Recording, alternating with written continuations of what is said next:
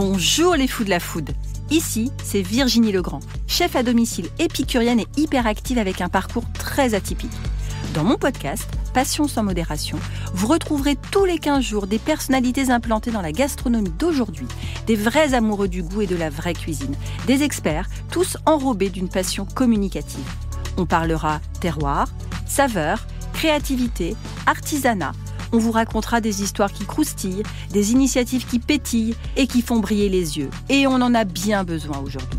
Dans ce podcast, vous allez rencontrer des passionnés qui aiment partager, des entrepreneurs qui aiment se renouveler. Vous allez pénétrer dans les coulisses d'un monde délicieux, nourri aux convictions individuelles et aux engagements collectifs. Vous êtes curieux ? Alors installez-vous à notre table et on va se régaler tous ensemble.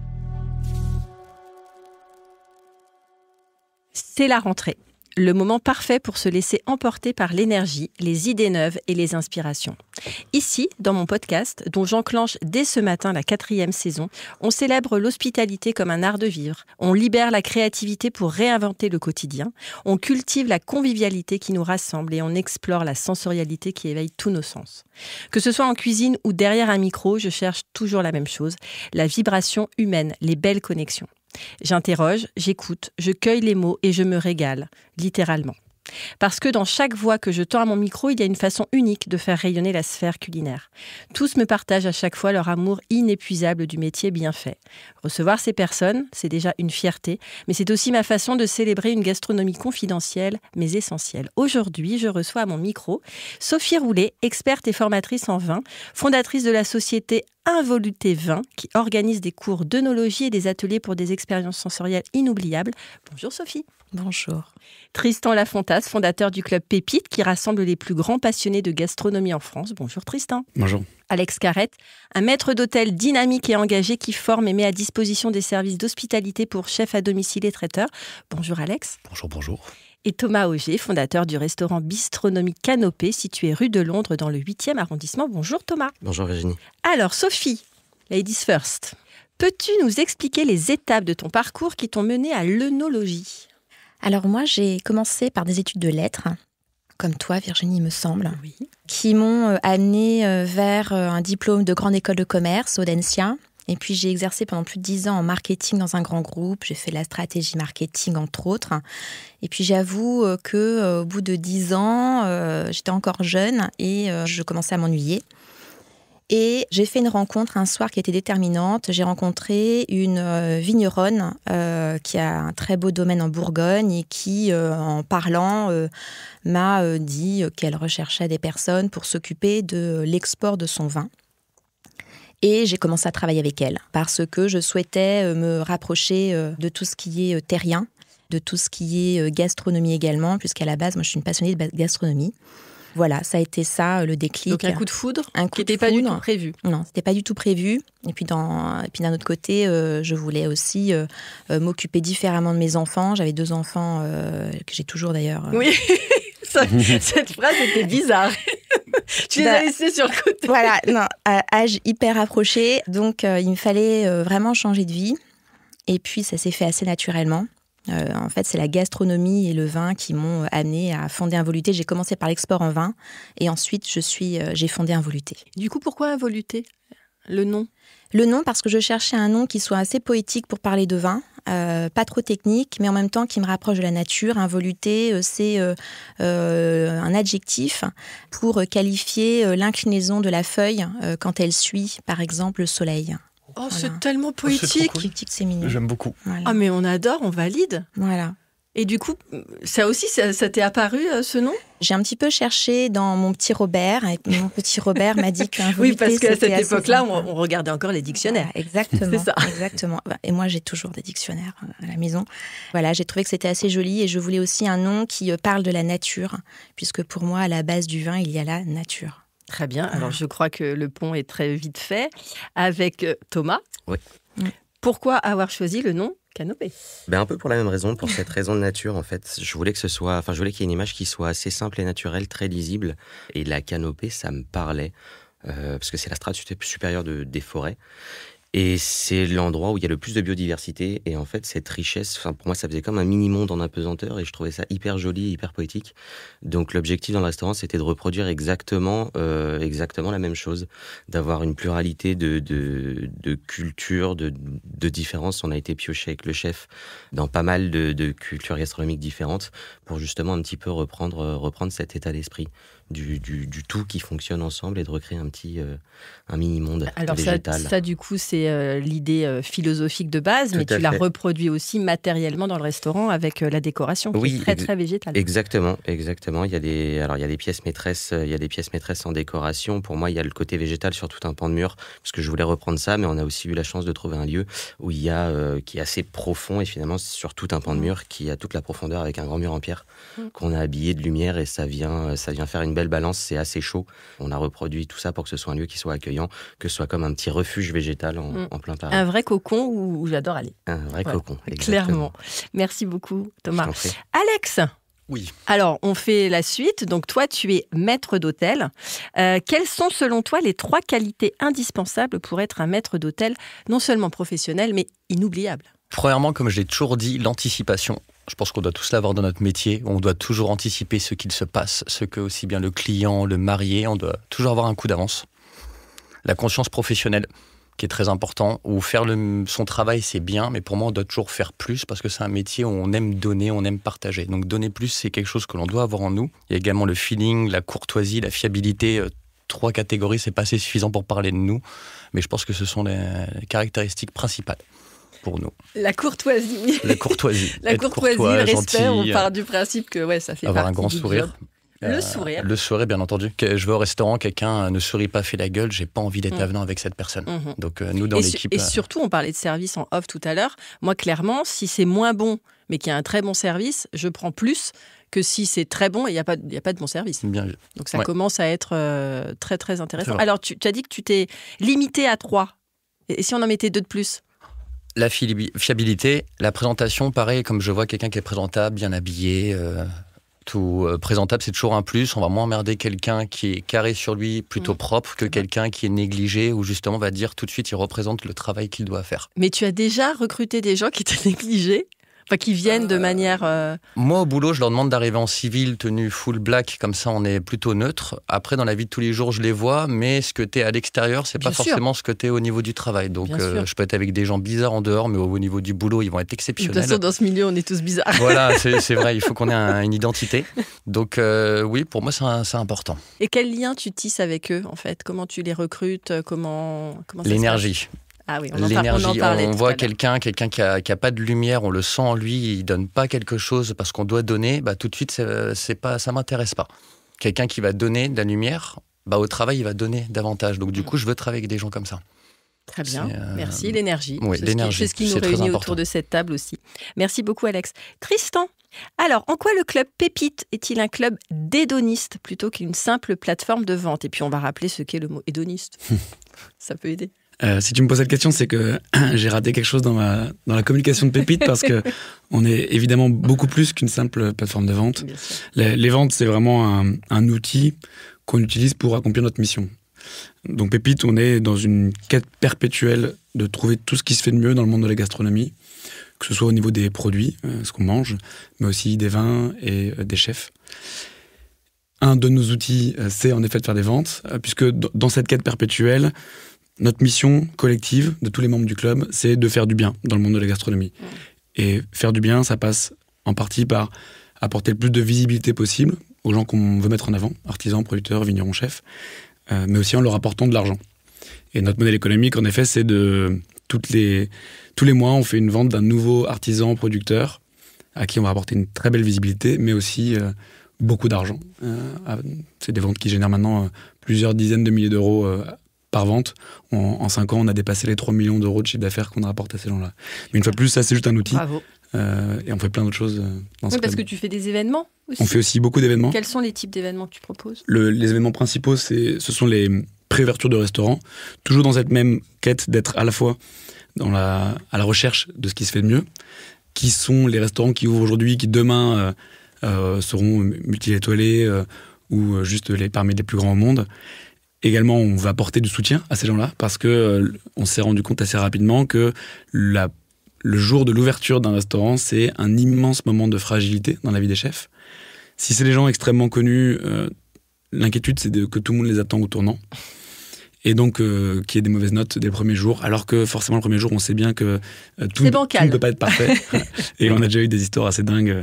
Pas de gaz, pas de fenêtre. Non, pas de fenêtre. C'est bizarre, ça. Et encore, on est plus compliqué que ça. Mais ça fait partie du jeu, de la préouverture. Et puis, quand c'est quelqu'un qui n'est pas du tout connu, à l'inverse, l'énorme angoisse, c'est celle de la salle vide.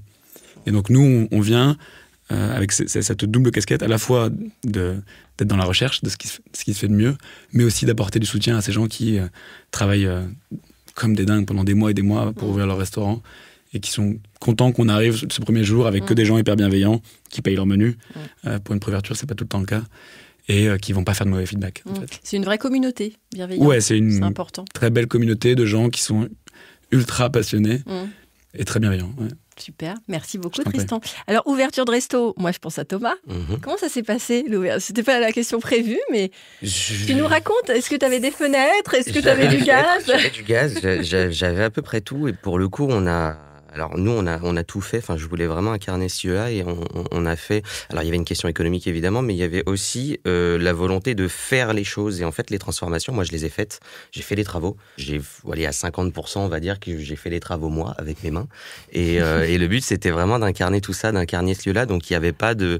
Si tu veux, j'avais tout balisé. On a respecté les timings. On a ouvert quand on voulait ouvrir. Enfin, tout était assez fluide. Donc, c'était cool. Après, le seul problème, c'est qu'on a ouvert, mais qu'il y avait personne pour être. Il y avait personne en rendez-vous, c'était en septembre dernier. Mais on était post-JO, enfin il y a eu pas mal de hauts et de bas, c'était pas forcément le bon quartier pour être pour les JO, enfin on n'avait pas de zone proche, on n'était pas à côté d'une fan zone, donc pas d'affluence du tout et pas de touristes, enfin pas tant que ça finalement qui étaient présents. Donc on a fait une ouverture très tranquille. Donc finalement, rien d'alarmant, il n'y avait pas le feu, ça s'est très très bien passé, on a eu le temps de se préparer. Et comment tu te positionnes dans ce paysage de restaurant dit bistronomique ? Alors pour moi, ou alors tu ne le valides pas ? Pas tant, c'est une classe hybride, en fait on fait tous de la gastronomie étymologiquement, enfin, c'est-à-dire quand on pense à restaurant gastronomique, on voit tout de suite l'étoilé. Non, mais c'est le ventre. Étymologiquement, oui, c'est le ventre et on fait tous de la gastronomie, donc moi, bistronomie, j'adhère pas tant. Maintenant, il faut que ça parle aux gens et c'est aujourd'hui un terme qui est devenu assez courant. Mais pour moi, ça a toujours été naturel. J'ai toujours eu une appétence pour la jolie cuisine. De manière générale, j'ai toujours eu ce petit goût du détail, envie de faire plus. J'ai toujours été très curieux. Et c'était naturel de créer un lieu où on fasse de la qualité. Donc j'ai trouvé juste le bon chef pour ça. C'était peut-être... c'est pareil. Bonjour Stéphano. Oui, bonjour Stéphano. Ça s'est fait naturellement. Mais du coup, créer une cuisine qui était pleine d'émotions, pleine de saveurs, mais sans les chichis. Je voulais l'expérience d'un grand restaurant, mais avec le côté vibrant et vivant d'un lieu qui soit chaleureux. Et c'est très bien retranscrit. Et merci. Non, vraiment. Sophie, quel est le lien entre vin et créativité culinaire selon toi ? J'aime bien parce que certains ont des fiches et d'autres n'ont pas de fiches. C'est mon côté prof. Tu mélanges les questions, Virginie. Mais c'est pas grave, on improvise. De toute façon, tu parles avec le cœur, Sophie. Déjà, en fait, le vin en soi peut être créatif. C'est-à-dire que quand on parle du vin, très souvent, les gens se disent c'est une grande masse et tout se ressemble un petit peu, vraiment pour les ultra néophytes et ultra amateurs. Alors qu'il y a aussi la créativité dans le vin. Des vignerons se lèvent chaque matin en se disant comment est-ce que je peux faire bouger les lignes pour réinventer le vin, parce que vous n'êtes pas sans savoir que le vin ne se porte pas très très bien, la consommation ne se porte pas très très bien. Moi je fais tout pour que ça marche, les viticulteurs. Donc en fait ils se lèvent le matin en se disant voilà, je vais inventer une nouvelle manière de faire ou reprendre des manières de faire ancestrales que je vais remettre au goût du jour, style les vins de macération, les vins oranges. Donc il y a la créativité déjà dans le vin. Ou alors on va mélanger du cidre avec du vin. Enfin, ce sont des choses du cidre avec du vin. Exactement. Les lignes bougent et il se passe beaucoup de choses. Le vin peut être très rock en soi. J'adore cette phrase. Voilà. Et puis, il y a aussi une manière de raconter le vin. Le vin, on peut le raconter pas juste en disant les accents de sifflorette ou de Marat des Bois du vin, parce que honnêtement, ça n'intéresse que 2% de la population, c'est-à-dire les super connaisseurs et puis les sommeliers. Mais globalement, les gens, ils s'en foutent complètement de savoir qu'il y a des arômes de sifflorette ou de Marat des Bois. En revanche, quand on leur parle de l'histoire, pourquoi est-ce que les Bourgognes sont des vins marquant parce que historiquement, il se passe des choses, il s'est passé beaucoup de choses et ça les intéresse. Ça les intéresse aussi de savoir tout ce qui se passe en viticulture. Donc, il y a aussi une créativité à avoir dans l'approche du vin. Et puis, bien entendu, la pièce maîtresse, c'est les accords. Accords avec une gastronomie créative, avec des vins créatifs. Il se passe des choses absolument magnifiques en bouche. Et voilà, c'est aussi ça le lien qui coule de source. C'est comment est-ce qu'on fait déjà des jolis accords avec une belle cuisine créative. Donc on va pas peut-être servir le énième Bordeaux que tout le monde connaît, mais peut-être aller voir la petite pépite à Bordeaux qui fait qu'il se passe des choses à Bordeaux que l'on va vouloir mettre en avant et rapprocher d'une cuisine créative. Surprendre en fait. Voilà, exactement. Merci, mais tu vois la réponse finalement, elle était parfaite. Ouais. Voilà, merci. Alex, comment se déroule une journée type quand tu es en mission? Alors moi je te suis sur Insta. Sur Insta, tu as un style Il y en a partout. très précis de montrer les coulisses. J'adore. Donc déjà il y a un côté très cinématographique, parfois qui m'a donné le tournis. Oui, j'arrête ce genre de vidéo maintenant, je fais plus les plans fixes avec du montage. Mais donc par exemple, voilà, une journée type, donc tu as une mission, comment ça se passe? Alors, journée type, tout dépend le prestataire, aussi bien le chef à domicile que les traiteurs. On va partir sur un traiteur classique. J'ai le camion qui arrive avec la nourriture, le matériel, les chefs de cuisine. Avec notre équipe, on décharge le camion, on dispatche le matériel, on monte toute la salle, les buffets, tout ce qu'il faut. On fait le service, on range le camion, on repart. Clairement une journée type. Donc c'est très physique, on doit manutention, service et ensuite on repart. Ça c'est le classique. On fait des chantiers également. Je travaille pour un des traiteurs qui est spécialisé dans les chantiers. Donc quand vous voyez des grands bâtiments, Spi Batignolles, Vinci, etc., tout est juste construit. On arrive, on crée une salle de restauration. Donc c'est bien table, service. On fait la nourriture sur place et on casse cette salle en fin de journée. Donc c'est très physique. C'est toujours sur 8, 9, 10 heures de travail. D'accord. Mais nous, en tant que traiteur et maître d'hôtel, c'est pas comme un restaurant. Je dois créer ce que je vois. Même quand dans une salle, dans un château, on va avoir une salle qui est vide. Dieu soit loué, souvent les salles, ils ont leurs chaises et leurs tables. Ça, c'est bien parce que sinon, c'est pas dans le camion. Mais la journée type, c'est comme ça. Et chef à domicile, c'est un peu plus cool. J'arrive un peu moins en avance. On décharge que des petits sacs et quelques sacs de congélation. Des petites glacières. Exactement, pas grand-chose, Je si connais. tu connais. Là, je m'occupe de tout le service, donc on chouchoute le client, aussi bien la personne va sonner à la porte, on prend le manteau. Toujours des petits tips en plus, on ne va pas faire que le service classique. On parle un petit peu, on discute et on rentre à la maison. Donc le chef à domicile, c'est un peu plus tranquille. Et on dort pas beaucoup parce on est totalement déréglé. Un jour, on travaille du matin, l'autre coup, on travaille du soir et après, le lendemain, on renchaîne tôt le matin. Donc, surtout en saison d'été, c'est compliqué, mais on y arrive et puis... c'est la santé. Le travail, c'est la santé. On est en pleine forme tous. C'est ça. Merci beaucoup, Alex. Tristan, comment toi, tu travailles ton sourcing et comment tu racontes les histoires des artisans que tu veux mettre en valeur et dont tu parlais avec beaucoup d'amour tout à l'heure? Le sourcing, à la base, on le faisait uniquement sur recommandation de chefs. Donc, on a beaucoup d'amis chefs étoilés qui nous disaient je travaille avec tel producteur, il faut que tu ailles le voir, il est exceptionnel. C'est vraiment comme ça qu'on a démarré le Club Pépite. Et assez rapidement, on s'est rendu compte qu'on avait vraiment développé une expertise où nous-mêmes, on était en mesure de faire un sourcing. Et a posteriori, on demandait au fait, tu bosses avec combien de chefs? C'était même plus quel chef, mais c'était combien de chefs? Et puis, ils nous faisaient une liste de chefs étoilés parce qu'évidemment, on avait les mêmes producteurs. Une grande particularité du sourcing qu'on fait, c'est que j'ai ce luxe d'avoir le temps de systématiquement me rendre sur place et de passer le temps que je veux. J'ai rarement un billet retour.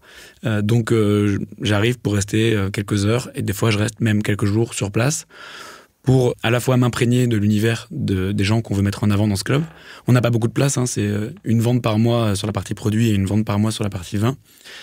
Donc, les places sont rares. Donc, lorsqu'on met en avant quelqu'un, on veut être sûr de ne pas se tromper et de mettre en avant des gens géniaux, mais aussi de bien être en mesure de raconter leur histoire. Donc, comme je disais, on peut passer des fois...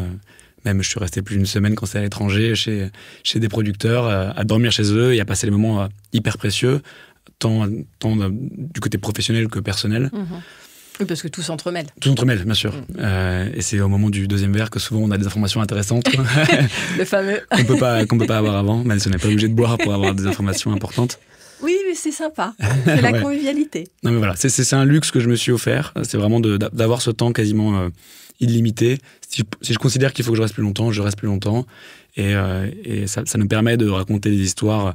J'ai un journaliste dans mon équipe qui s'appelle Stéphane Méjanès, qui est journaliste gastronomique depuis très longtemps maintenant, et qui écrit des articles assez fantastiques sur les gens qu'on met en avant et qu'on publie notamment dans notre newsletter qu'on envoie à 27 000 personnes aujourd'hui. 27 000 Ouais. Petit chiffre. Ouais. Et en termes de produits, donne-nous 5 produits. Par exemple, tu parlais de jambon tout à l'heure, de vin, ça peut être quoi? Des confitures, de la viande, Exactement. du miel On vient à l'instant de terminer hier, et d'ailleurs j'ai raté la fin de la vente, je suis dégoûté. Je n'ai pas pensé à commander. On vient de terminer une vente de porc noir de Bigorre, en effet, de Herbae, mais ça pourrait être des confitures. Il y en aura d'ailleurs très prochainement dans le club. Ça peut être du bœuf wagyu qu'on a déjà mis en avant. Mais là, j'ai appris très récemment que j'ai un voyage qui est confirmé pour aller au Japon, et donc je vais probablement, si tout se passe bien sur place, mettre en avant. Sans billet retour. Sans billet retour. Il y a un billet retour, mais j'ai demandé à ce qu'il soit modifiable, et je sais pas encore quand est-ce que je rentrerai en effet, parce que sur place, je vais évidemment en profiter pour aller voir plein d'autres producteurs. J'ai déjà une petite liste, mais en fait, c'est les meilleurs moments, c'est quand sur place, je rencontre quelqu'un qui me dit mais en fait, tu connais pas machin, et c'est là qu'il se passe des rencontres assez exceptionnelles. Ça peut être du caviar, bien sûr, du porc mangalitsa, de la poutargue, j'en sais rien. C'est tout ce qui est plus salé. Peut-être un peu plus salé globalement que sucré, en effet, mais des confitures. On a déjà mis en avant de la crème de marron. Du vin également ou que ouais, en effet. Avec Sophie, c'est top. Ouais, je te remercie de poser la question. J'ai volontairement pas parlé de vin parce que c'est des ventes qui sont, pour moi, séparées techniquement, puisqu'il y a tous les débuts de mois, on met en avant des artisans producteurs de produits qui se mangent. Maintenant, c'est assez récent, ça fait 6 mois à peine.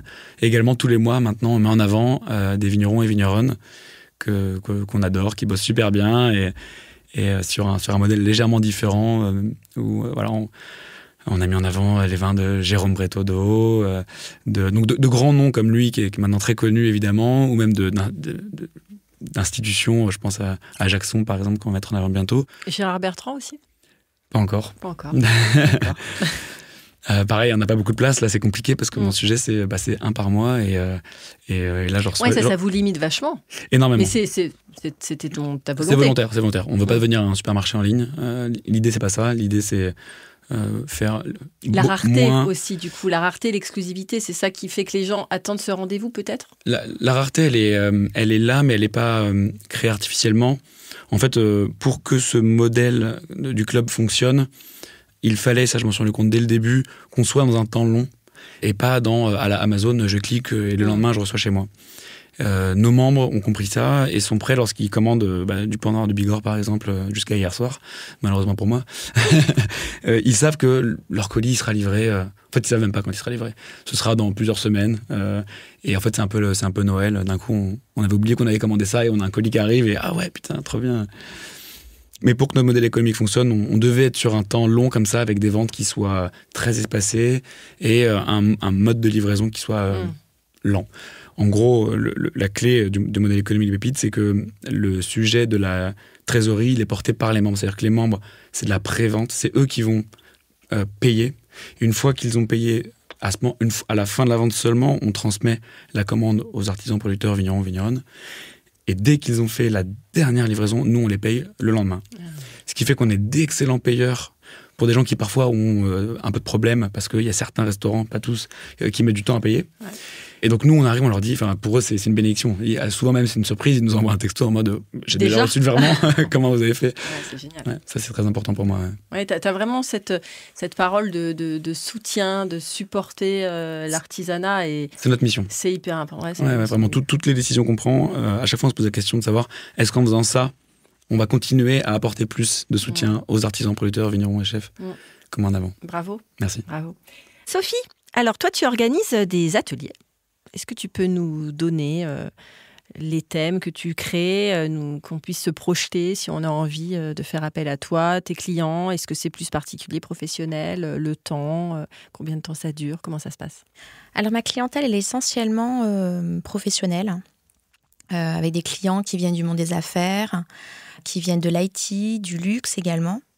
Et puis, ces ateliers sont quand même multiformes parce que je fais vraiment du sur-mesure. Donc, ça peut aller du team building à des conférences dégustation. Donc, ça va de 5 personnes pour des dîners privés jusqu'à plus de 100 personnes. Et forcément, le format est différent. Pour ce qui est des thématiques, en fait, C'est vraiment du sur-mesure. Donc, souvent, je demande à mes clients entreprises, est-ce qu'ils ont un ADN à communiquer ? Est-ce qu'ils ont une thématique qui, eux, leur fait plaisir ou dont ils veulent parler ? Par exemple, j'ai eu des thématiques un petit peu saugrenues, du style un client qui me disait moi, je vais parler en fait des racines de mon entreprise. J'ai dit très bien, on va parler des racines dans le vin.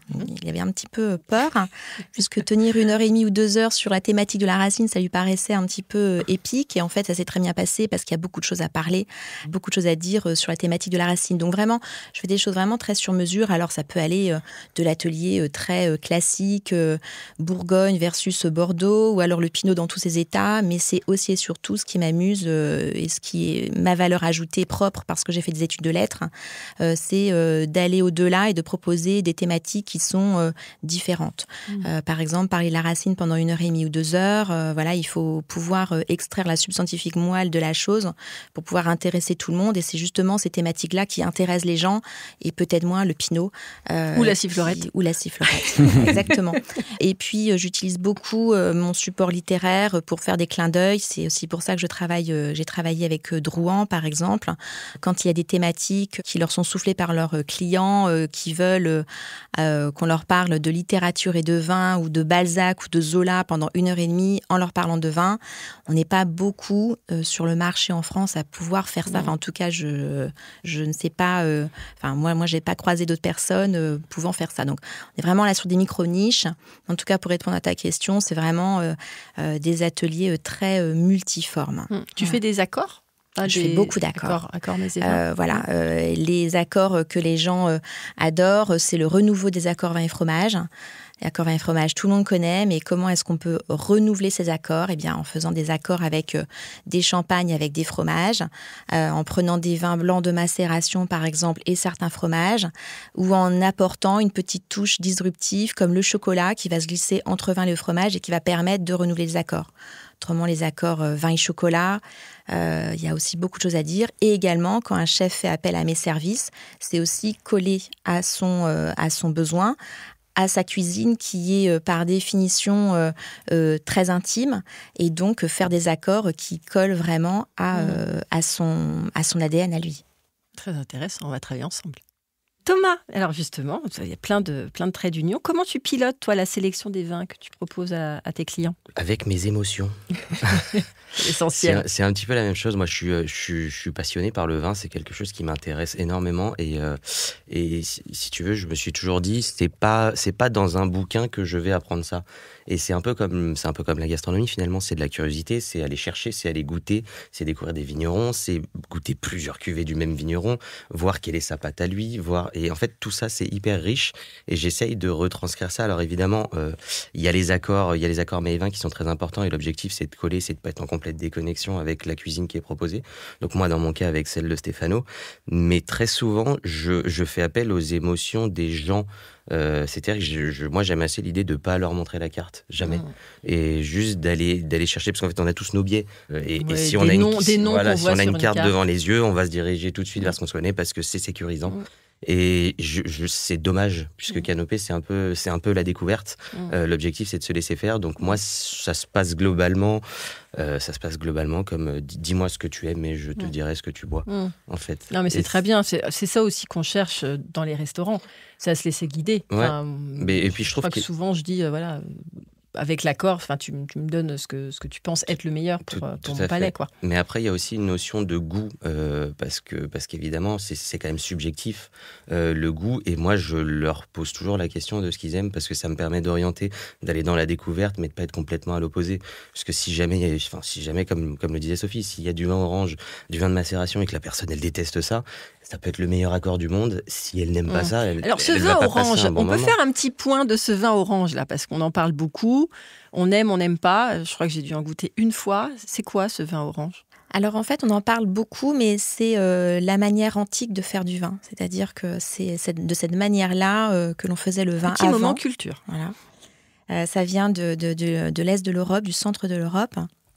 Et on en trouve encore beaucoup. Enfin, moi, j'ai découvert ça quand je suis allée en Slovénie, où on en fait encore beaucoup là-bas. On en trouve aussi beaucoup en Italie du Nord. Et c'est arrivé il y a quelques années en France. Mais c'est une vieille manière de faire du vin. En fait, en 2 mots, c'est faire du vin blanc comme on fait le vin rouge. C'est-à-dire que normalement, le vin blanc, ce sont des vins qui sont souvent assez fuselés et il n'y a pas de tanin. Alors qu'on va le laisser macérer, vin blanc de macération, on va le laisser macérer pour avoir justement une couleur plus intense et pour avoir des tanins. Ce sont des vins qui ont beaucoup de texture et qui vont développer des arômes vraiment spécifiques, donc qui vont être en général extrêmement aromatiques. Donc on aime, on n'aime pas, mais c'est pareil, les vins de macération, il y en a pléthore, donc on peut très souvent trouver chaussure à son pied. Et le vin orange, il se mélange avec quoi? Enfin, il s'accorde avec quoi? Ben justement, c'est un vin assez magique, parce qu'en général, quand on ne peut pas accorder un vin blanc et un vin rouge, on sort le vin orange et ça marche assez. D'accord. Alors, les accords les plus accords les plus difficiles, ce sont les accords avec les végétaux, avec les salades. Eh bien, le vin orange, très souvent, s'accorde extrêmement bien avec les végétaux et les salades, et il s'accorde également magnifiquement avec tout ce qui est fromage. Ça donne envie. Merci. Tristan, comment tu arrives à parler donc d'artisanat, de terroir et de gastronomie plus aux nouvelles générations? Quelle est la tranche d'âge de tes membres, par exemple? C'est pas la nouvelle génération. Aujourd'hui, les membres de mon club, c'est plutôt autour de 50-55 ans, en moyenne.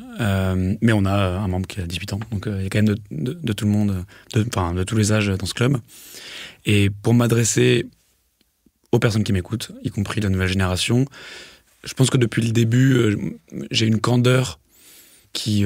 c'est un peu ma patte, c'est que, comme j'ai dit tout à l'heure, je suis dans une quête perpétuelle de trouver ce qui se fait de mieux dans le monde de la gastronomie. Et je pense que j'arriverai jamais au bout de cette quête, puisqu'il y aura toujours quelqu'un qui va challenger une façon de faire et qui pourra repasser de numéro 1 si on devait faire un classement. Donc en fait, moi j'arrive à chaque fois avec beaucoup de candeur et de naïveté. Je pose des questions, j'essaie de remettre toujours tout à plat, repartir du début. C'est quoi un cochon? Comment on fait un cochon? Comment un industriel va travailler? J'aime beaucoup faire ces parallèles à chaque fois sans pour autant dénigrer les productions industrielles qui ont aussi leurs avantages, notamment de baisser les coûts et de permettre de nourrir les populations. Mais elles ont aussi leurs dérives. Et donc j'aime bien expliquer... La pédagogie. Beaucoup de pédagogie, comprendre comment un industriel fait et expliquer pourquoi un artisan va faire différemment, quel impact ça va avoir sur le coût, évidemment, mais aussi sur la qualité du produit. Les 4 critères qu'on a dans le club pour sélectionner un artisan, producteur ou vigneronne, c'est... Bonne question, ça. Très bonne question, merci. C'est des produits qui sont bons au goût, évidemment, quand même, mais aussi qui sont bons pour la planète. Ça, c'est beaucoup plus difficile à évaluer. Et à part en se rendant sur place, parce qu'il y a bio, par exemple, qui est fantastique comme label, mais qui ne suffit pas, parfois. On peut aussi contourner si on veut. Donc, il n'y a qu'en allant sur place que moi, je peux vérifier vraiment toutes ces choses-là. Bon pour notre santé. Là, c'est justement pour me protéger des industriels qui peuvent être très, très forts pour faire des produits qui sont bons au goût. Mais en fait, derrière, c'est plein d'arômes dans tous les sens et c'est pas très bon pour notre santé. Et enfin, le dernier, c'est d'avoir un impact social positif. Ce qui est... assez facile en France, mais comme je l'ai dit, c'est une quête perpétuelle et je me contente pas d'aller chercher les produits en France. Je reviens du Pérou et comme je disais tout à l'heure, je pars au Japon bientôt. Et quand je suis dans des pays un peu plus pauvres, notamment en Afrique par exemple, ça a été hyper important pour moi de m'assurer que les producteurs qu'on mettrait en avant avaient un impact social positif. Je pense très spécifiquement à de la noix de cajou que j'ai ramenée de Madagascar.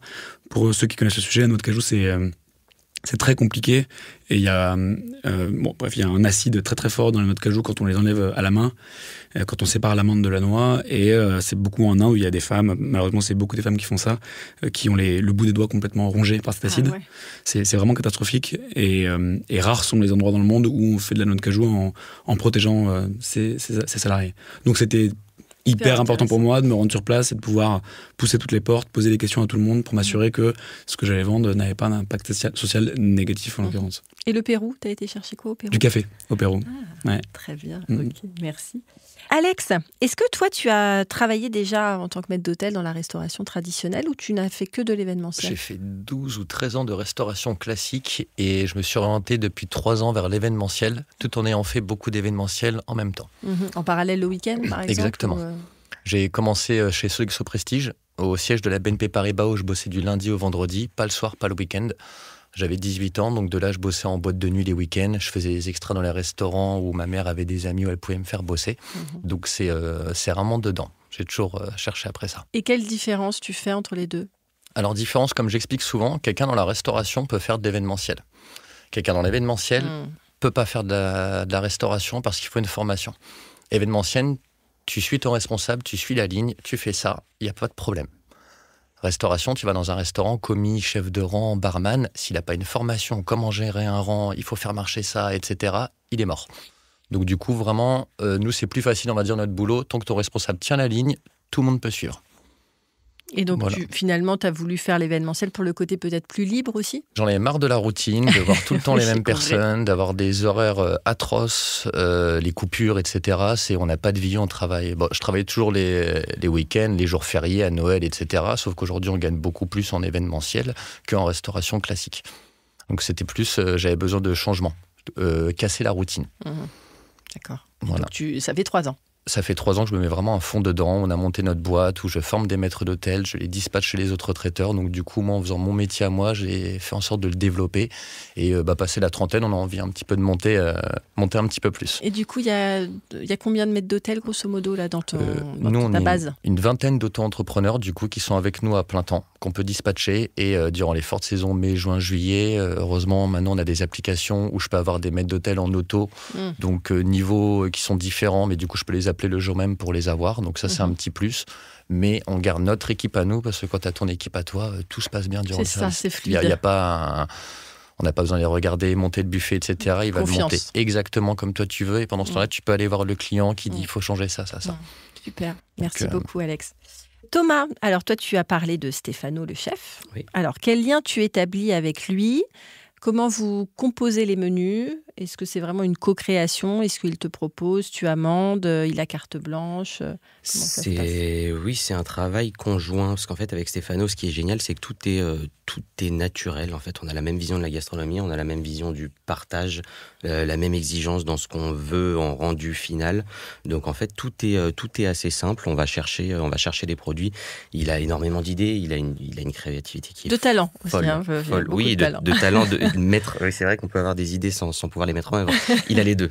Et ça, c'est assez chouette parce qu'il va chercher beaucoup de nouveaux produits et c'est aussi un petit peu la quête qu'on essaye de faire. Et c'est là où je peux rejoindre un petit peu Tristan, c'est d'être constamment en quête de quelque chose de nouveau, de quelque chose à faire découvrir, puisque aujourd'hui, ce que j'aime porter, c'est vraiment le fait de faire découvrir des produits à mes clients, mais des nouveaux produits, de ne pas aller travailler le produit, un énième tartare, une énième salade César, c'est d'aller vraiment chercher des choses qu'on connaît pas et d'être toujours dans cette quête-là. Donc lui, pour en revenir à Stéphano, le fait très très bien puisqu'il est très curieux.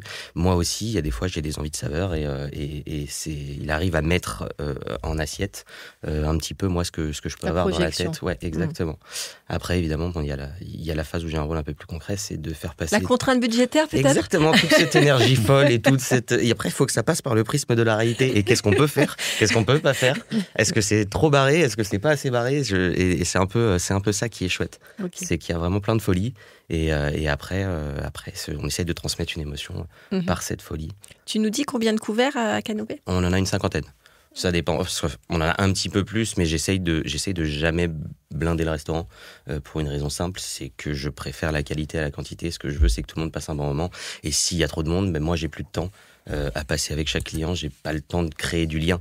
Et je pense que ce métier-là, on le fait surtout moi pour ma part, mais j'ai l'impression qu'on tous autour de cette table, on est un peu dans le même schéma. C'est vraiment ce partage qui nous fait faire ce qu'on fait aujourd'hui. C'est discuter avec les gens, c'est aller rencontrer les gens, c'est partager avec eux, c'est apprendre. Donc du coup, une 50aine, mais rarement atteinte parce que voilà, je préfère faire de la qualité et je préfère que tout le monde reparte avec un souvenir positif. Et en termes d'horaire ? D'ouverture ? Vaste. Les miens vastes. Et en ouverture, c'est classique. On ouvre à midi, de midi à 14h30 et de 19h à 22h30 pour les cuisines. Après, ça dépend toujours... Les jours de fermeture. Et fermé le dimanche uniquement et le samedi midi. Et après, sur les horaires, on est assez malléable. C'est-à-dire que si j'ai des clients qui arrivent à 22h15, évidemment... Il y a des clients qui arrivent à 22h15. Ah bon, on en a ? on en a, mais c'est pas grave, ça fait partie du jeu aussi. Ouais. Bon, il y a certaines fois c'est plus dur que d'autres, mais ça fait partie du jeu et ça peut pousser parce qu'on fait ça avec passion et qu'on se laisse emporter. C'est la restauration. C'est ça. Merci. Alors, première partie finie. Deuxième partie, il va y avoir une transition qui va te plaire, Sophie. Donc, pour conclure cette première session, je vais vous lire un passage de la littérature proustienne qui me rappelle à ma première vie de professeur de lettres. Mais quand d'un passé ancien rien ne subsiste, après la mort des êtres, après la destruction des choses, seule, plus frêle mais plus vivace, plus immatérielle, plus persistante, plus fidèle, l'odeur et la saveur restent encore longtemps comme des âmes, à se rappeler, à attendre, à espérer, sur la ruine de tout le reste, à porter sans fléchir, sur leur gouttelette presque impalpable, l'édifice immense du souvenir. Pour chacun, j'aimerais que vous me parliez de votre Madeleine de Proust. Allez-y. J'ai pas dit que je voulais commencer. Honneur aux dames, Sophie. Je sais que c'est toujours très compliqué, mais j'aime bien parce que c'est les petites confidences sur l'enfance, la famille, voilà, les souvenirs certains, ça revient tout de suite et d'autres doivent réfléchir et c'est pas grave. C'est OK avec ça. Alors moi, je veux bien commencer. Déjà, ça me touche particulièrement parce que je suis une aficionados de Proust. Je voue un culte sans borne à Proust et je pense que j'emmerde tout le monde. Big up Marcel. Voilà, avec Proust. Et je le cite très souvent parce on est connectés, voilà, et je le dis très souvent lors de mes dégustations que le premier neurobiologiste en fait a été Proust. Ça a été celui qui est encore décortiqué par des scientifiques parce qu'il a été le premier à approcher justement la magie Je note. du Premier vin. neurobiologiste. Ouais. À approcher vraiment ce mystère qui fait que les odeurs ont cette particularité de rentrer directement en connexion avec notre cerveau. Alors ma Madeleine de Proust, je pense que ce sont vraiment des odeurs. Peut-être, alors là je ne l'ai pas raconté, je pense que je l'ai fait vivre à mon mari, c'était il y a une quinzaine d'années, je suis allée dans un restaurant à Lyon, place des Célestins, je ne me rappelle plus le nom, et j'avais l'impression de revivre mon enfance, puisque ma grand-mère était restauratrice dans un resto routier. Elle avait un resto routier, les gens venaient de tout l'est de la France pour manger chez elle, et j'ai eu l'impression pendant 1 heure de revivre ces moments-là avec la nourriture comme elle le faisait, avec son cœur, avec des super bons produits. Je me rappelle encore le samedi matin, les pêcheurs venaient, ils avaient un plateau de langoustine à table, tout ça pour des quelques francs. Enfin, c'était un truc absolument délirant. Et là, j'ai eu l'impression de revivre ce moment-là juste en mangeant une crème au caramel et des choses comme ça. Voilà, c'était plutôt un moment et pas une madeleine, mais un moment qui m'a vraiment reconnectée par les odeurs et cette atmosphère spécifique. Très beau, merci.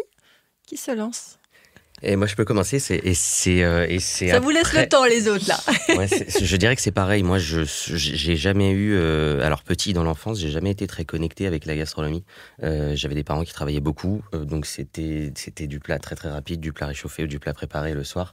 Et pas de madeleine en termes de souvenirs culinaires ou olfactifs, mais effectivement famille avéronaise, donc dans les réunions avoir un petit peu cette chose-là, ce côté vibrant. On faisait un repas, j'ai perdu mon grand-père au début de l'année, et on a refait ce repas-là cet été, puisque tout l'été il organisait dans son village, dans l'Aveyron, un repas de tout le village. Et en fait, je trouvais ça formidable, puisqu'il y avait une réunion de tout le monde, il y avait une bonhomie, tout le monde ramenait son petit quelque chose, et en fait, il y avait une espèce de synergie, voilà, une synergie entre tout le monde, une connexion et une simplicité, tout le monde discutait, tout le monde rigolait, et ça, je le retrouve certaines fois, j'ai pas de moment précis, j'en ai pas en tête qui me vient, mais ça m'arrive très souvent, à un instant T d'une soirée, que ce soit au restaurant ou des fois une soirée à laquelle je participe, c'est pas forcément une réception, mais d'avoir exactement ce sentiment-là d'apesanteur, de planer, de se dire on retrouve ça, on retrouve cette connexion, tout le monde est bien, tout le monde rigole, tout le monde est ensemble.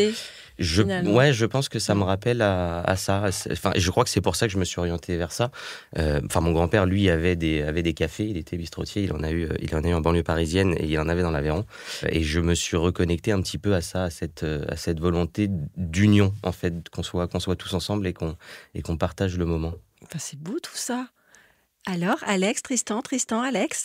Moi, j'ai une petite idée, mais ça vas-y. ok. Petite idée, Madeleine de Proust, j'ai envie de dire grand hommage à ma mère, qui, elle, m'a poussé dans tout ça. Donc, depuis tout petit, elle me dit, navré pour vous, dame, en règle générale, mais elle me dit, les femmes d'aujourd'hui ne savent pas forcément tout faire. Donc, Comment elle m'a s'appelle ta mère? Nathalie. Nathalie. Big up Nathalie. Big up Qu'est-ce qu'elle Nathalie. raconte? Comme elle disait, tu dois savoir faire à manger, tu dois faire ta lessive, tu dois tenir un appartement, tu dois tout savoir faire parce que tu dois être autonome. Et aujourd'hui, dans mon métier, je sais tout faire et c'est un plus parce que dans l'événementiel... Oui, de ne pas compter sur les autres. Tu veux dire. Exactement. On doit vraiment se débrouiller, apprendre à tout faire. Et aujourd'hui, je la remercie chaque jour parce que je me dis, c'est grâce à elle que je sais faire ça. Ou il y a des choses que je ne sais pas faire, mais que j'ai envie de faire et d'apprendre parce qu'elle m'a appris à démerde-toi tout seul. Et c'est ce qui fait notre force. Donc, je ne sais pas si c'est une Madeleine de Proust en soi, mais c'est un souvenir. Je la remercie souvent dans mes vidéos, en fait, ma mère, en disant merci parce que c'est grâce à toi. C'est du côté de ta mère, la Macédoine? Non, du côté de mon père. Ah, d'accord. Le papa, il a donné ça, mais comme toi, il s'est pas trop occupé de moi ni rien, donc je l'ai glorifié, j'ai tout pris pour lui, son caractère, mais j'ai hérité de ses mains, certes, mais c'est maman qui a fait la formation. Elle m'a formé, aujourd'hui je forme les petits comme elle m'a formé. Et ta maman, elle aime cuisiner? Ma mère est dans la restauration, donc elle bosse pour Guy de Graine, c'est elle qui fait la vente de matériel, donc elle adore tout ce qui est vraiment... avant, elle était dans la restauration classique, elle a eu un restaurant Panier d'Iris dans le 16e il y a des années de ça quand j'étais en école hôtelière. Et maintenant, une cinquantaine d'années, elle veut se poser, elle vend le matériel pour les grands restaurants, tous les nouveaux trucs qui viennent de sortir. Vaisselle. Donc la vaisselle, exactement. Donc moi, je baigne dedans depuis tout petit avec mes grands-parents qui ont des établissements dans le Nord, donc je baigne dedans. Mais Nathalie, elle va venir dans mon podcast parler de la Nathalie, vaisselle. elle va certainement venir avec grand plaisir. Elle adore parler, donc ce serait génial. Allez, le rendez-vous est pris, Nathalie, Allez. je vous attends. Tristan. Moi, je vais vous parler de gésier de canard. Puisque oui. Alors, il est 11h05, mais c'est pas grave.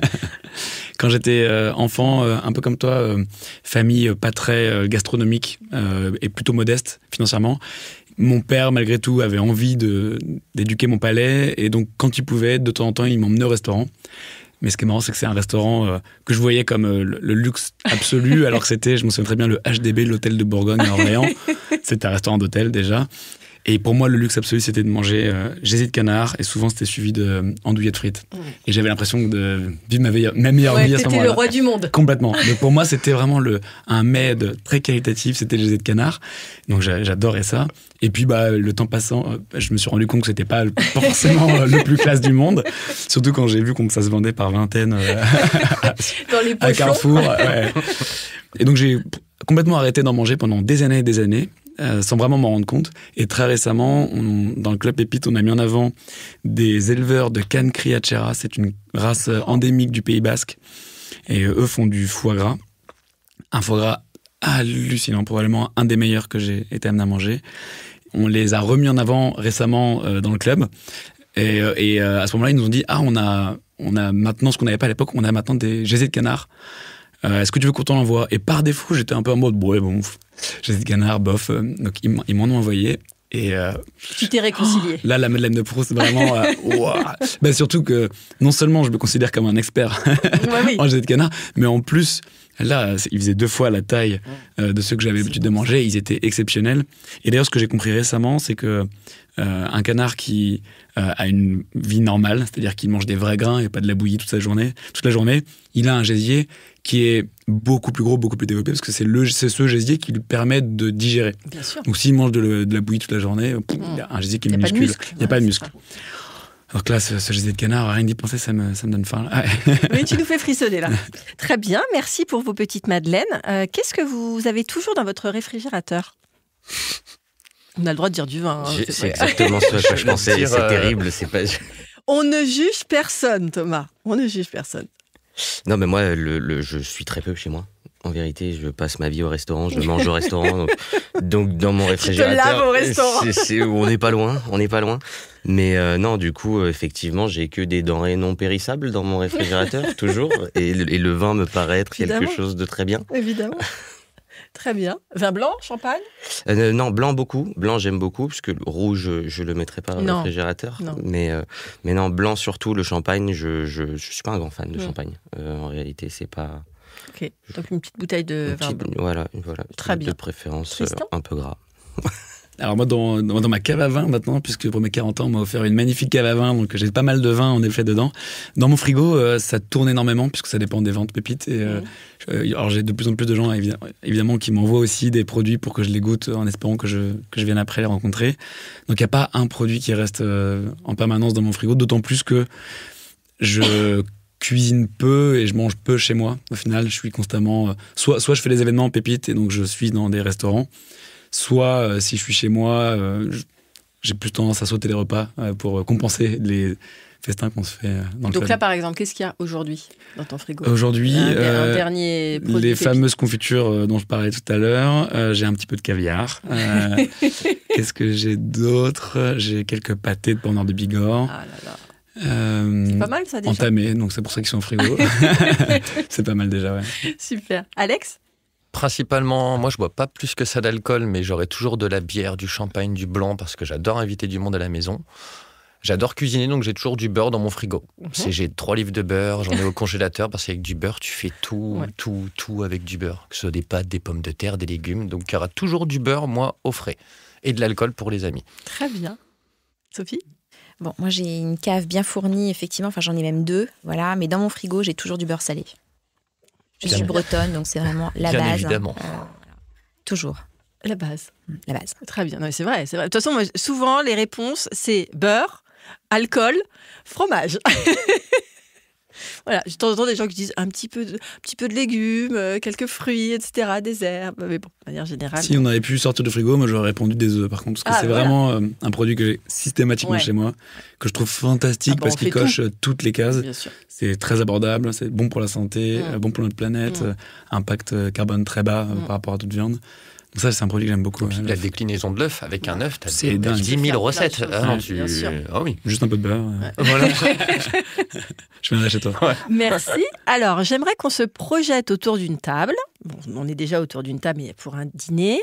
Et j'aimerais qu'à votre droite ou à votre gauche, il y ait quelqu'un avec qui aimeriez-vous passer une soirée à table ? Mort, vivant, qui a existé, qui n'a pas existé. Voilà. Et on fait une grande tablée. Et c'est moi qui cuisine. Après, il faut que je fasse le tri. Il y en a pas beaucoup. Il y a pas énormément. Il y a pas énormément de gens que j'admire, mais il y a, enfin, je veux dire, il y a pas. Je suis pas quelqu'un qui suis fan des gens de manière générale. J'ai beaucoup de respect pour ce qu'ils font, mais je suis très curieux. Je prends, je vois, mais j'ai du mal à avoir ce côté fan absolu de quelqu'un. Mais il y a des gens que j'aime beaucoup. C'est plus dans le domaine cinématographique. Je sais qu'il y a Alain Chabat. J'aime beaucoup cette personne-là. Je prends Alain Chabat. Il y a Édouard Baird. Ah là là. J'aime beaucoup cette personne-là. Mais là, on pense à Astérix et Cléopâtre. Ils sont les deux dans le film. Mais c'est fou. Extraordinaire. Et c'est un des films que j'adore. Enfin, il y en a pas. La réplique, le monologue d'Édouard Baird, il est extraordinaire. Que je connais presque par cœur. Tu le dis. Allez, tu le dis. Vas-y. Réel. On y va. On y va. Vas-y. Attends, je vais te filmer. Attends. En plus, je me suis dit exactement quand j'écrivais le texte, je me suis dit, est-ce que ça va sortir ? Est-ce qu'on va y penser ? Alors, on y va. Vous savez, moi, dans la vie, je pense pas qu'il y ait de bonnes ou de mauvaises situations. Moi, si je devais résumer ma vie aujourd'hui, je dirais que c'est d'abord des rencontres, des gens qui m'ont tendu la main à un moment où je ne savais pas, où j'étais seul chez moi. Et c'est assez marrant de se dire que les hasards, les rencontres forgent une destinée. Parce que quand on a le goût de la chose bien faite, quand on a le goût du beau geste, on ne trouve pas forcément l'interlocuteur qui nous aide à avancer. Alors moi, c'était pas mon cas parce que comme je le disais tout à l'heure, moi je chante la vie, je danse la vie, je ne suis qu'amour. Et quand les gens me disent mais comment fais-tu pour avoir cette humanité, je leur réponds simplement que c'est ce goût de la chose qui aujourd'hui m'a poussé à me mettre à une construction mécanique, mais demain qui pourrait me pousser à me mettre au service des autres, à faire le don de soi. Bravo. Est-ce qu'on peut l'applaudir ? Est-ce que tu t'attendais à faire ça ? Pas du tout. Voilà. Pas du tout, mais j'en ai soupé. J'ai un t-shirt. Mon ex-compagne m'a offert un t-shirt avec tout le monologue écrit dessus. C'est pour ça que je pense à ces deux personnes-là. C'est vrai que c'est deux personnes que on s'amuserait. Mais c'est plus en fait, ça va plus être dans les interactions. J'aime beaucoup l'habileté dans les échanges. Et je trouve que c'est des gens chez qui la lumière s'allume très vite, qui rebondissent sur tout. Et c'est un truc qui me fascine. Bah ok, moi Voilà. Ils viennent. Tristan ? Bah écoute, dans la même série, hier je me suis lancé dans... Je regarde à nouveau Fiasco, et Pierre Linné, il est vraiment hallucinant. Je suis d'accord. Je ne l'ai pas vu, mais il paraît que c'est très bien. Ouais, c'est assez drôle. C'est un peu gênant. Il faut réussir à accepter Donc, tu des invites moments Pierre un peu. Ouais, Pierre Oh, moi, Ninet. je dis oui. Ouais. Ah oui, sans problème. Je me prends Pierre Ninet. Très bien. Alex? Pierre Ninet, bonne idée. Pour rigoler, moi, c'est plus Franck Dubosc, parce que j'ai oui. grandi avec lui et ce mec, il m'a toujours fait marrer depuis gamin, donc je me dis à table, on va juste se marrer. Ça va envoyer Donc, du pâté. dans le côté français, ce serait ça. Et moi qui suis très métalleux, j'irais plus avec des stars américaines qui font du métal, avec qui je vais parler musique pendant des heures, justement, parce que j'adore ça. Donc, quel groupe? Dis-nous, même si on ne connaît pas. Ronnie Radke de Falling in Reverse, principalement, ou Oliver Sykes de Bring Me the Horizon, Ok, qui merci. sont... Mais il y en a plein d'autres, mais ce seraient les principaux avec qui... Ah ouais. Ok, très bien. Et à toi? Alors moi, pour le côté esthétique, mais jeune, Alain Delon, Ah oui. juste pour me faire plaisir. Ouais. Et puis, je pense que je vais encore passer pour la grosse chiante, mais Victor Hugo et puis Proust. Mais je crois que je serais seule à mon... Ah non, moi je prends Victor Hugo, moi. Moi je prends Victor Voilà, donc moi, et je on prendrais invite les Léopoldine. Voilà, Léopoldine Voilà. et puis Marcel et puis voilà, et puis Alain Delon, juste pour le plaisir Très bien. esthétique. Alors, Pierre Ninet, ok. Moi j'amène François Civil. Parfait. Voilà, parce que je suis un peu amoureuse de lui. Ouais. Voilà, Que des je le mecs, dis. hein. On invite tous Ah oui, que c'est des mecs. On invite aucune nana Ah oui, avec c'est nous. vrai, hein. il y a Super. pas beaucoup de parité. Ouais. C'est pas grave, c'est pas grave. Bien, très belle tablée. Quel est le plat de brasserie pour lequel vous êtes monomaniaque? Comment ça, monomaniaque? C'est-à-dire, tu vas dans une brasserie, tu dis ok, je prends ça. C'est un plat. Systématique, ouais. Voilà. L'œuf maillot. Maillot. L'œuf maillot. Tu es à la Somme ou pas? Non. Tu devrais prendre. Vous connaissez la Somme? Bien sûr. Alors? Entrecôte frites. Ah bah voilà. C'est systématique. Viande rouge. Viande rouge, viande rouge. Très bien. L'andouillette frite. Ah, Tu l'as très dit en bien. plus. Et moi, je suis un fanat de la tomate burrata. Ah bah. C'est hyper simple, mais j'adore ça. Alors, on peut pas en manger en toutes les saisons, et je le confesse, ça m'arrive de le faire, même quand c'est pas la saison des tomates. Mais j'adore ça. J'adore les tomates. Donc tomate burrata très très souvent. Et en dessert, baba au rhum. Ah oui. Ouais. Ah oui, dessert. Qu'est-ce qu'on prend en dessert? Du coup, messieurs, dames. Ah, c'est plus compliqué ça. T'es plus salé? Non, j'adore ça, mais j'aime beaucoup de desserts. Donc choisir un dessert. J'adore tout ce qui est bonbon gélatineux. Donc en dessert, panna cotta flan. Ah. C'est les bangers. Et panna cotta vanille. Hein. Pas de coulis dessus. Que la vanille. Sophie. Île flottante. Île flottante. Et Tristan, du coup? Le gésier. J'ai un peu de mal à me prononcer sur le dessert. Le gésier à la vanille. Panna cotta de gésier? À l'époque, c'était île flottante. Dans mon fameux triptyque, c'était gésier, andouillette frites, île flottante. D'accord. Donc on va prendre ça. Ouais. Très bien, ok, ça marche. Quel est votre défi aujourd'hui dans votre statut d'entrepreneur? Alors, on est sérieux là. Là, d'un coup, on devient sérieux. Le défi, allez, on est en 2025, bientôt 2026. La perspective 2026, qu'est-ce qu'on aimerait? Plus de sous. Oui, ça tourne un peu autour de ça. Moi, je dirais qu'aujourd'hui, je trouve qu'il est compliqué de bien manger dans un restaurant, d'aller chercher un restaurant où il y a des produits qui sont de qualité, où il y a un chef qui a un vrai savoir-faire, où il y a un cadre qui est soigné. Aujourd'hui, on voit peu d'éléments cochés tous ensemble, et je ne pense pas que ce soit dû réellement au manque de volonté des chefs ou des entrepreneurs ou autres. Je pense qu'aujourd'hui, c'est le coût que représente le fait d'avoir un restaurant qualitatif en France, il est colossal. Enfin, ça devient très compliqué entre les impôts, entre ce que prend l'État, entre le coût de l'énergie qui est en hausse constante, entre le prix des matières, les matières premières qui sont en hausse constante, le coût mérité absolument, mais le coût que représentent des collaborateurs qualifiés et qui connaissent leur boulot, ça devient un peu herculéen d'arriver à rester ouvert. Donc je pense que le plus grand défi, c'est ça, c'est continuer à accueillir des gens avec la même passion, avec la même énergie, avec la même constance, en restant rentable. Merci Thomas. Tristan? Alors moi, je pense à deux sujets. Enfin, j'en avais un, mais il y en a un deuxième qui naît en t'écoutant.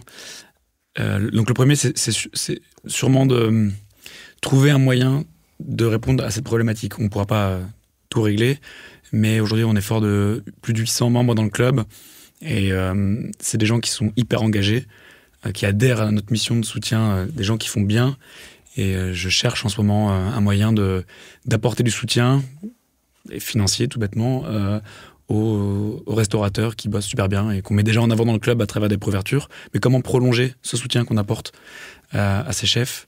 C'est un sujet qui m'occupe beaucoup l'esprit en ce moment.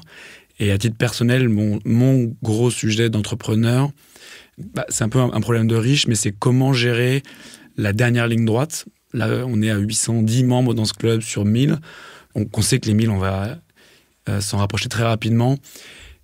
Et donc la question que je me pose, c'est comment accueillir les un peu moins de 200 prochaines personnes qui vont rejoindre ce club, et notamment comment leur faire un accueil digne de ce nom, notamment parce que je me suis rendu compte ces dernières semaines que arriver aujourd'hui dans un club où il y a déjà 800 personnes, notamment il y a plein de sous-groupes WhatsApp à travers une communauté, ça peut être un peu effrayant des fois. On voit plein de gens on a l'impression qu'ils se connaissent tous depuis le collège, et ça échange dans tous les sens, ça fuse.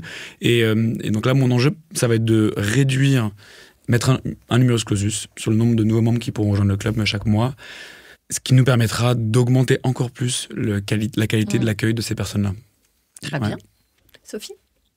Je pense que c'est de manière assez classique, c'est toujours développer, toujours recruter de nouveaux clients pour croître, toujours. Tu as créé ça quand ? En 2019. 2010. Et toi, Alex ? Je ne sais plus trop ce que c'était la question. Les perspectives d'entrepreneurs, les limites, les freins, les rêves. L'état actuel, je pense que je te rejoins, Thomas, c'est qu'avant on avait du bon staff. Moi j'étais payé 10 € de l'heure il y a 15 ans de ça, on travaillait très bien, on était heureux. Aujourd'hui tu as 10-15 € à un jeune, il ne veut plus travailler, il ne veut plus porter, il ne veut plus rien faire, donc c'est devenu compliqué. Donc on doit payer plus. Mais si je paye plus, je donne plus, et les gens veulent toujours plus. Donc c'est devenu un réel problème d'avoir aussi bien des bons employés qui sont classiques, qui ne veulent pas péter plus haut que leur cul, désolé de ça, qui veulent gagner plus que le responsable, mais qui n'ont pas le niveau du responsable. Donc ça, aujourd'hui, c'est compliqué, et ça nous met, pour moi, des barrières. Parce que ça casse un peu notre métier, où moi, je vous dis, j'aime donner, j'aime faire ci, j'aime faire ça. Mais il y a des gens qui n'aiment pas forcément et qui voient que le côté de l'argent. On peut parler très longtemps, mais...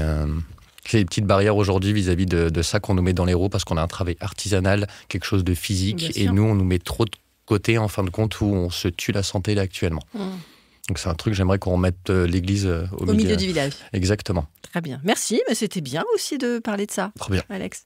Alors, les 2 dernières questions, parce qu'après, on va être obligé de se quitter. Est-ce que vous pouvez continuer la phrase ? Pour moi, cuisiner, c'est... J'adore voir vos petites têtes. Pour moi, cuisiner, c'est la liberté. Parce que du coup, c'est pas ce que je fais au quotidien, puisque je n'ai pas poursuivi. J'ai commencé la restauration dans la cuisine. Donc c'est un truc qui me passionnait. Et en plus, j'avais envie de voir les deux côtés. Enfin, je me dis, il est évident, très jeune, je savais ce que je voulais faire. L'objectif, c'était d'avoir, pas un restaurant, mais d'avoir des restaurants. Je me souviens avoir eu une discussion avec Cos, qui était mon premier employeur, Gilbert, et lui avoir dit, moi, ce que je veux, c'est racheter tous vos restaurants. Très ambitieux quand on a 18 ans, c'est très très ambitieux. Mais l'objectif, c'était un peu ça. Donc j'ai commencé par la cuisine pour avoir une vision complète du métier. Et aujourd'hui, que je cuisine plus, je prends toujours ce plaisir chez moi à cuisiner énormément. Quand je suis chez moi, j'adore recevoir aussi chez moi. Enfin, non seulement je le fais au restaurant, mais quand je suis à la maison, c'est pareil, il y a tout le temps du monde. J'invite tout le temps des amis, et je suis capable de passer 8 heures en cuisine parce que c'est un truc qui me passionne. Et c'est mon petit moment de liberté, c'est ma bulle à moi, où je me donne du plaisir à moi-même. J'en donne pas aux autres, c'est vraiment mon moment où je prends du plaisir. Très bien, on adore. Tristan ? Pour moi, cuisiner, c'est avant tout commencer par de très bons produits. Et c'est accessible, c'est abordable. Et après, évidemment, moi, je passe mon temps avec des gens qui cuisinent extrêmement bien.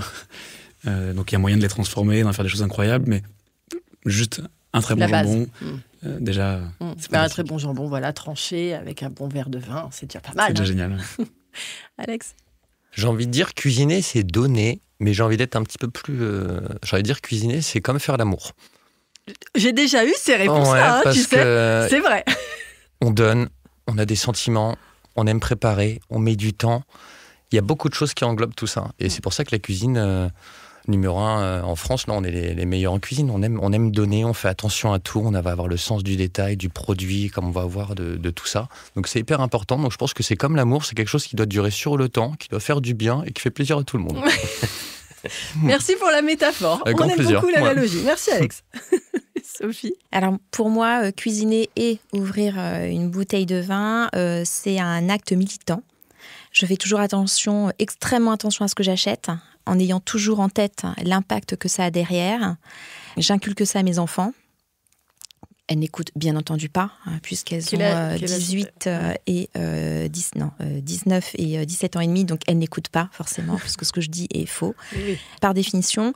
Mais donc voilà, moi c'est un acte militant, également social, puisque derrière chaque achat de bouteilles de vin, lorsqu'il est bien produit, eh bien, il y a beaucoup d'impact derrière, impact sur le paysage, impact sur le tissu économique. Donc voilà, donc j'ai souvent ça en tête. Voilà. C'est très bien. Et la dernière question, et pas des moindres, comment définiriez-vous la passion ? Alors, c'est comme l'amour. On y va, parce que je n'invite que des gens passionnés, dont je suppose qu'ils sont passionnés, et à chaque fois, ça loupe pas. Donc, je vous écoute. Bien, en réalité, je pense que c'est vrai, c'est comme l'amour. Enfin, c'est un peu ce truc qui brûle. On l'a ou on l'a pas. Pour moi, ça vient du plus fort. Enfin, ça vient de mes tripes. C'est dedans et il faut que ça sorte et c'est quelque chose qui se vit. C'est-à-dire que je me dis le bonheur pris à faire ça, le bonheur donné, c'est du bonheur pris. Donc effectivement, on a cette notion d'échange et de partage autant que dans l'amour. Et ouais, c'est quelque chose pour lequel je me lève le matin, ça met un sourire sur un visage, c'est que de l'énergie positive, c'est que des bonnes ondes et la passion, et ça s'incarne, ça se vit. Très bien, j'ai rien à dire. Tristan. La passion, pour moi, c'est ce qui rend très floue la frontière entre le pro et le perso. Alors ça, c'est bien dit. C'est très, très vrai aussi. Moi, on me demande souvent, en ce moment particulièrement, alors les vacances, et je ne sais pas quoi répondre. Je suis tout le temps en vacances, ou jamais, j'en sais rien. Parce que tout ce que je fais, j'y prends énormément de plaisir. Je suis très heureux d'être là avec vous aujourd'hui. Est-ce que je bosse ? Est-ce que je bosse pas ? C'est clair. J'en sais rien. Quand je fais un événement pépite dans un restaurant étoilé, est-ce que je bosse ou pas ? Et parce que j'ai fait de mon job, de ma passion, mon job. Ouais, très bien dit. J'ai eu beaucoup de définitions qui sont à chaque fois des belles définitions, mais ça, c'est très vrai. Ouais. Je te remercie.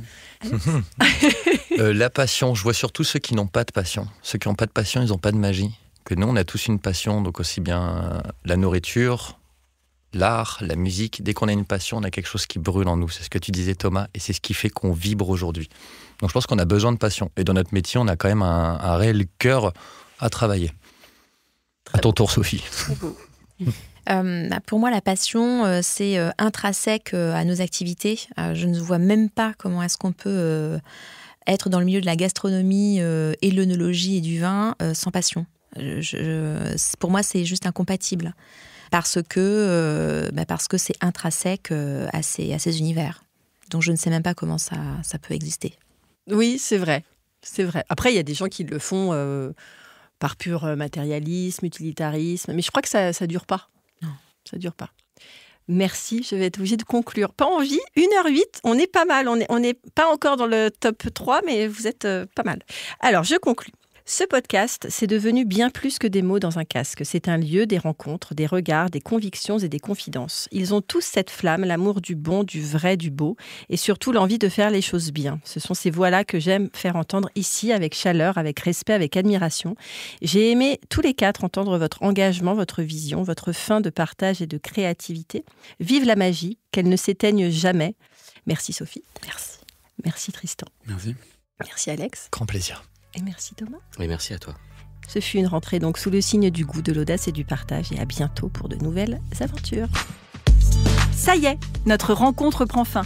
J'espère que l'inspiration et l'immersion dans l'univers de tous mes invités vous ont mis l'eau à la bouche. La conversation vous a plu ? Les confidences vous ont ému ? Merci de laisser un avis et vous abonner pour ne rien manquer des prochains épisodes et pour le propulser encore plus loin. N'oubliez pas de faire un petit tour sur mon site internet communique-passion.fr et de vous abonner à ma newsletter. À très vite pour de nouvelles aventures gastronomiques.